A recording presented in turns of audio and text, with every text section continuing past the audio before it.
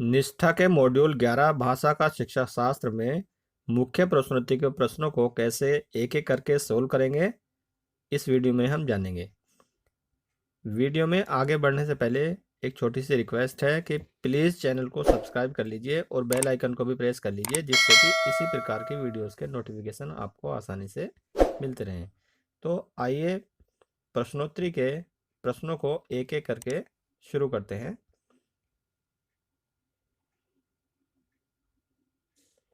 देखिए, हमारा सबसे पहला जब ये लोड हो जाएगा तो हम देखेंगे कि इसमें जो प्रश्नोत्तरी है उसमें हमारा सबसे पहला प्रश्न है, निम्नलिखित में से कौन सा पढ़ने के समय करने का कार्य है।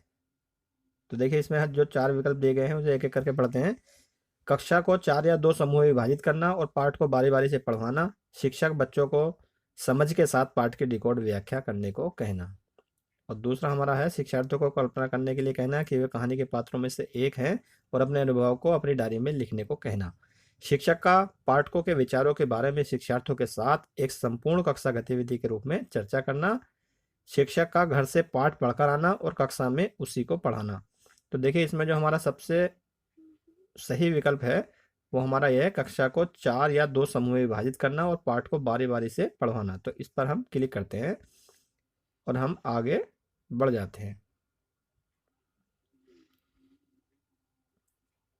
दूसरा हमारा प्रश्न है, एक पूर्व पठन कार्य का उद्देश्य है। तो देखिए, 4 विकल्प दिए गए हैं।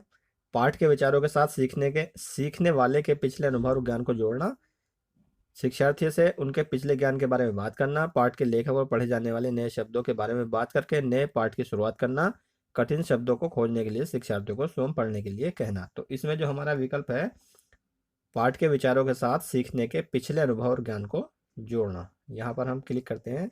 यह हमारा विकल्प सही है और इस पर हम क्लिक करके आगे बढ़ जाते हैं। अगला हमारा प्रश्न है, पढ़ना अर्थ गणना है, इस कथन से क्या अभिप्राय है। पढ़ना पाठ के वर्णमाला और शब्दों के अक्षरों को डिकोडिंग व्याख्या है। पढ़ना ध्वनि ध्वनि समूहों शब्दों और वाक्यों को सीखने से शुरू होता है। पढ़ना पाठ के विचारों को समझना है। पढ़ना शिक्षार्थी को विषय वस्तु के साथ विभिन्न अर्थ जोड़ने के लिए प्रोत्साहित करना है। तो इसमें है, पढ़ना पाठ के विचारों को समझना है। तो यहाँ पर देखिए, ये वाला विकल्प सही है, पढ़ना पाठ के विचारों को समझना है। तो इस पर हम क्लिक करते हैं और आगे बढ़ जाते हैं। अगला प्रश्न है हमारा, वर्तमान भाषा सीखने के नज़रिए से निम्नलिखित में से कौन सा सच है। तो देखिए, यहाँ पर जो विकल्प है वो हमारे, जब हम यहाँ पर क्लिक करते हैं, इस पर क्लिक करने के बाद हम जो हमारे विकल्प है वो सही दिखाई देंगे। देखिए, यहाँ पर हमने क्लिक कर दिया है तो इसमें सबसे पहला हमारा विकल्प है, सुनना बोलना पढ़ना लिखना ध्यान देना और सोचना एक साथ विकसित होता है। सुनना बोलना पढ़ना लिखना ध्यान देना और सोचना एक रैखिक तरीके से विकसित होता है। लिखने से पहले सुनना बोलना और पढ़ना विकसित होता है। लेखन एक भाषा सीखने में शिक्षार्थियों द्वारा विकसित किया जाने वाला अंतिम कौशल है।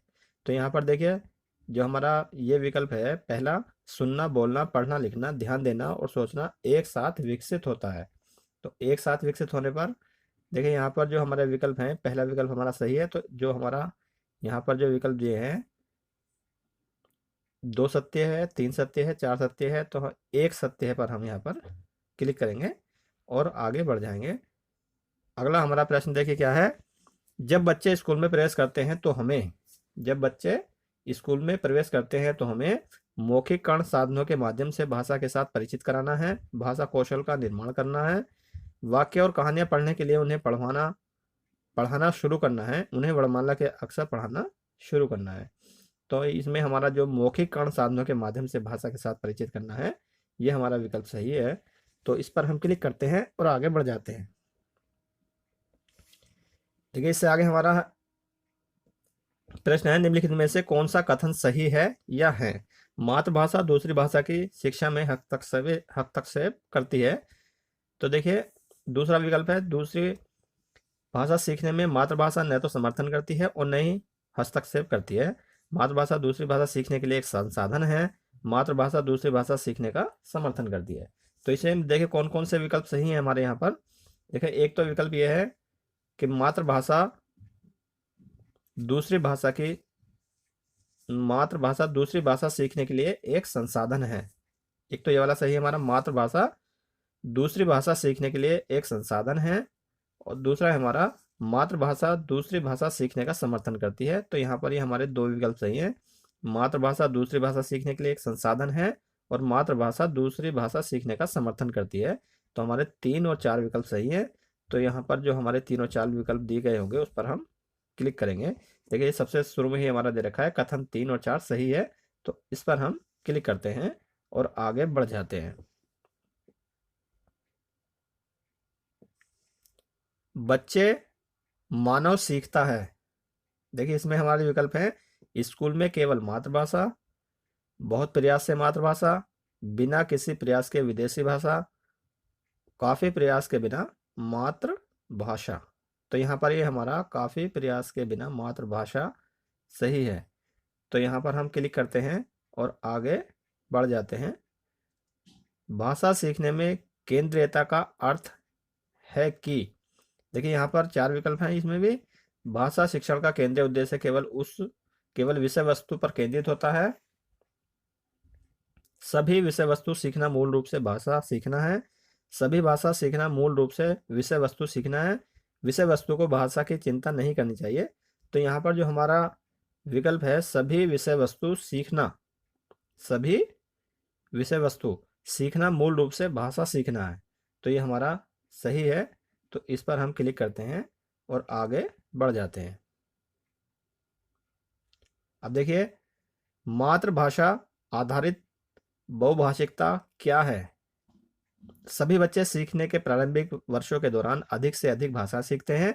सभी बच्चे भाषा के माध्यम से सीखते हैं। स्कूल में सभी बच्चे केवल एक ही भाषा और अंग्रेजी सीखते हैं।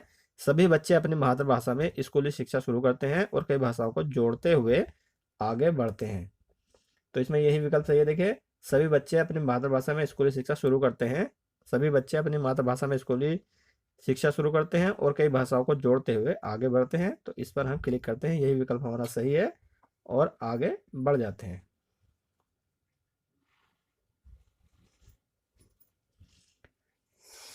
भाषा सीखने की रणनीति के रूप में बहुभाषिकता का क्या अर्थ है।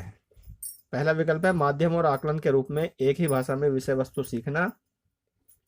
कक्षा में शिक्षण अधिगम के लिए बच्चों की भाषा का उपयोग करना। कई भाषाओं का सीखना, सिखाना और शिक्षण।